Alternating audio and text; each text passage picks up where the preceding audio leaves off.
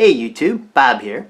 In this 10-year anniversary edition of Nintendo Unboxed, we're going to be revisiting the Japanese exclusive Game Boy Light.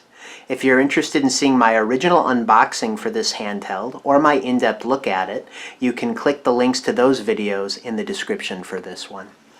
So here we have the Game Boy Light, released in April of 1998, exclusively in Japan. And naturally then we see some Japanese katakana here in the branding that says Game Boy Raito, or Game Boy Light. This is the silver variant, and I believe at retail there was one other, which was a gold color. There might have been some franchise-specific special releases as well. But this was the last iteration of the Game Boy hardware before the Game Boy Color would be released in 1998, that same year, but a little bit later on. And of course, this final iteration would bring with it a backlit screen in the style of Indiglow, which if you weren't around in the 80s and 90s, that was a kind of turquoise-colored backlight that a lot of wristwatches had at the time. This might have been a little bit different than Indiglow, but the effect was pretty much the same. And this would tout pretty much the same form factor, the improved smaller form factor as the original Game Boy Pocket, which I have here, and we'll do a size comparison there. But of course it would also sport this backlit screen. So if we take a look at the different sides of the packaging here, we've got the Game Boy Light branding on pretty much all sides here, pretty much the same on all four. And on the back here, even though I don't read Japanese outside of hiragana and katakana, you can kind of tell by the graphics that the first feature that they're highlighting is the improved screen and batteries. This actually was a slight downgrade from the Game Boy Pocket, which had significantly improved the battery situation over the original. The original Game Boy took 4 AA cell batteries, and this new Pocket iteration reduced that to 2 AAA cells. I think with the Game Boy Light, and I'll have to confirm that once we get it out of the box here, that the battery consumption was now up to still 2 batteries, but up from AAA cells to AA cells. So you're going to see that affects the back profile a little bit, comes out a little bit further, and there are some rounded parts here to accommodate the shape of the battery. So a small, negligible downgrade of the batteries. And then here I'm not exactly sure what this says. This says Gameu or Game, and then I can never remember this character. It's either the SH sh or the GI, something like that, but Futo, Jifto, Shifto, I'm not sure what that's saying. So if you do speak Japanese, please help me out there. But the multiple cartridges here, I think maybe it's just saying what a big library the Game Boy had. But if you know better than I do, please let us know in the comments. So let's take a look and see what we got going on in the Game Boy Light box.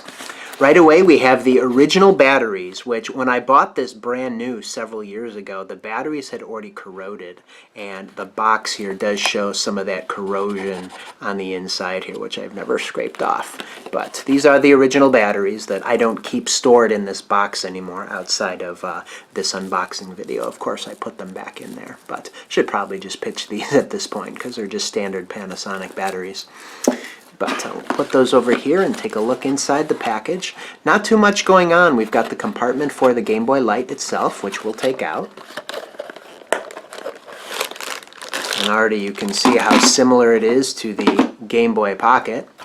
And then just a couple other pieces of documentation here. I think we've got the instruction manual, and there might be some sort of ad here for, yeah, it looks like the different iterations of the Game Boy camera. Just like in the United States, there were red, yellow, green, and, well, we had blue in the United States. I guess in Japan they had a clear purple version, so not quite exactly the same color variants among the regions. But this Game Boy camera was compatible, of course, with the original Game Boy, the Game Boy Pocket, and now the Game Boy Light. So we've got very graphical here. They're also talking about the Game Boy printer and the printer tape that you could buy. Got some screenshots here, the color variants, and then on the back talking a little bit more about how you can print out your creations in a photo booth style tape and how they would interface with the original Game Boy using that video link and then the Game Boy Pocket using the game link. And then it looks here like there was some minor variations in the colors too as far as that printer tape went. That's just the ad for the Game Boy Pocket and Game Boy Printer. The other piece of documentation here is the manual, Game Boy Raito.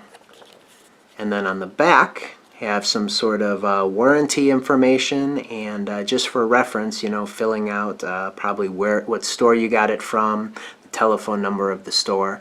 I think maybe in Japan the stores were more responsible for helping you out with any issues rather than the retailer, or rather than the supplier. But I might be wrong about that. But as is typical with Japanese hardware, there is a sticker here on the manual that matches what they sticker on the back of the actual product here. So you can see those two serial numbers, L10468987, actually match right there. So that's something to be on the lookout for if you collect Japanese hardware, that the serial number sticker on the manual matches the serial number sticker on the actual product. So I won't be able to read much or any of this to you as it is all in Japanese, but we can take a look perhaps at some of the images here. Of course, things you're not supposed to do. Don't use it while you're driving. Don't expose it to excessive temperatures. Don't take it apart. Don't get it wet, just like a Mogwai in the Gremlins movie, lest it turn into some gremlin version of the Game Boy. Yeah, opening up here, the manual, just a lot of don'ts. Don't do this, don't do that with the hardware. Just keeps going. Wow, we're already on page 10.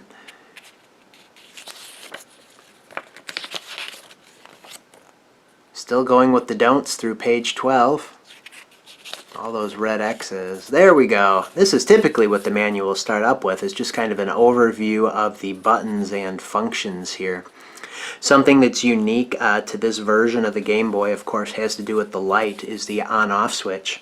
Instead of just having two positions, on and off, there is now on, off, and light, because you didn't have to play your games with the backlight on. If you were in a well-lit area, it didn't make much sense to use that extra battery life to illuminate the screen when you didn't have to. So, two different play modes there, with the light on or off.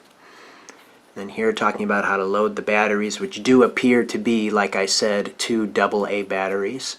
That's up from the 2 AAA batteries, but still quite a bit down from the 4 AA batteries that the original required.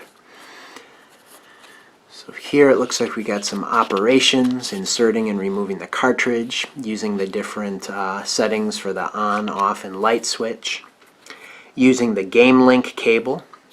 And they're saying that you can use it with a Game Boy Pocket and with the original Game Boy here. We see that original brick-style Game Boy.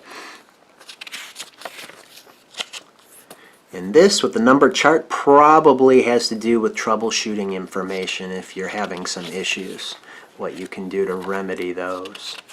But this goes on for several pages as well.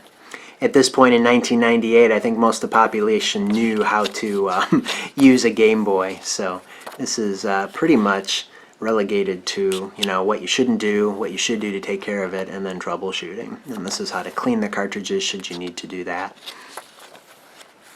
And then perhaps some warranty information.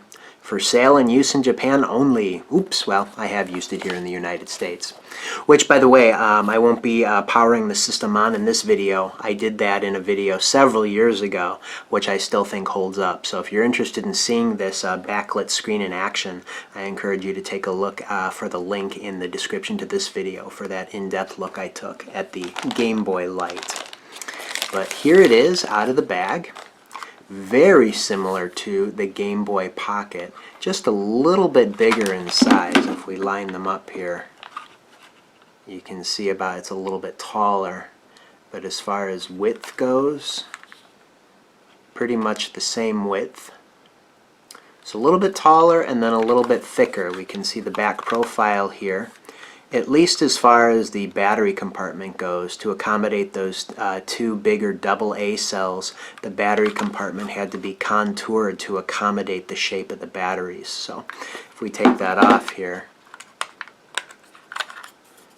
see that the battery chamber is a little bit bigger to accommodate those two bigger AA cells. But outside of that, it's very, very comparable in size, aside from the height and the battery. But we can see that the D-pad is pretty much the same, as are the select and start.